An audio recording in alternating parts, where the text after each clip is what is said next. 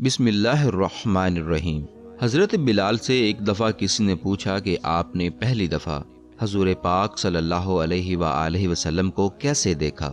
حضرت بلال فرماتے ہیں کہ میں مکے کے لوگوں کو بہت ہی کم جانتا تھا، کیونکہ غلام تھا اور عرب میں غلاموں سے انسانیت سوچ سلوک عام تھا، تو مجھے کبھی اتنا وقت ہی نہیں ملتا تھا کہ باہر نکل کے لوگوں سے ملوں، لہٰذا مجھے حضور پاک صلی اللہ علیہ وآلہ وسلم یا اسلام کی کسی چیز کا کوئی علم نہیں تھا۔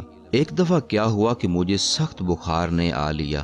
سخت جاڑے کا موسم تھا اور انتہائی ٹھنڈ اور بخار نے مجھے کمزور کر کے رکھ دیا، لہٰذا میں نے لحاف اوڑھا اور لیٹ گیا۔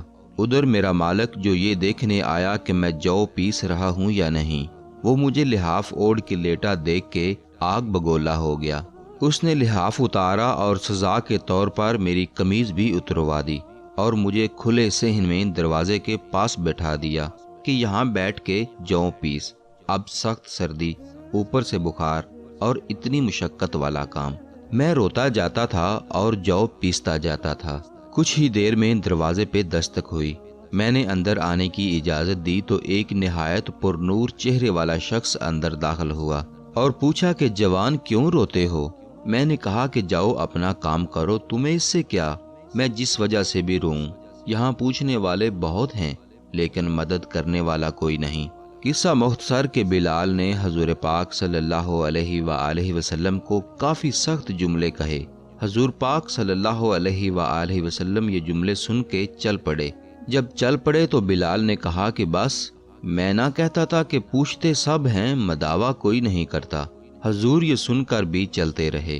حضرت بلال کہتے ہیں کہ دل میں جو ہلکی سی امید جاگی تھی کہ یہ شخص کوئی مدد کرے گا، وہ بھی گئی، لیکن حضرت بلال کو کیا معلوم تھا کہ جس شخص سے اب اس کا واسطہ پڑا ہے وہ رحمت للعالمین ہے۔ بلال کہتے ہیں کہ کچھ ہی دیر میں وہ شخص واپس آ گیا۔ اس کے ایک ہاتھ میں گرم دودھ کا پیالہ اور دوسرے میں کھجوریں تھیں۔ اس نے وہ کھجوریں اور دودھ مجھے دیا اور کہا کھاؤ پیو اور جا کے سو جاؤ۔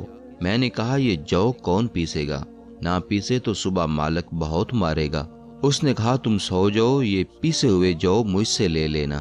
بلال سو گئے اور حضور پاک صلی اللہ علیہ وآلہ وسلم نے ساری رات ایک اجنبی حبشی غلام کے لیے چکی پیسی۔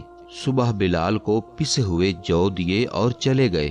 دوسری رات پھر ایسا ہی ہوا، دودھ اور دوا بلال کو دی اور ساری رات چکی پیسی۔ ایسا 3 دن مسلسل کرتے رہے جب تک کہ بلال ٹھیک نہ ہو گئے۔ یہ تھا وہ تعارف جس کے بطن سے اس لافانی عشق نے جنم لیا کہ آج بھی بلال کو صحابی رسول بعد میں عاشق رسول پہلے کہا جاتا ہے۔ ناظرین، وہ بلال رضی اللہ تعالی عنہ جو ایک دن اذان نہ دے تو خدا تعالی سورج کو طلوع ہونے سے روک دیتا تھا، انہوں نے حضور پاک کے وصال کے بعد اذان دینا بند کر دی، کیونکہ جب اذان میں اشہد ان محمد رسول اللہ تک پہنچتے تو حضور کی یاد میں ہچکیاں بن جاتی تھیں اور زاروں کی تار رونے لگتے تھے۔ اللہ ہم سب کو عمل کی توفیق عطا فرمائے، آمین۔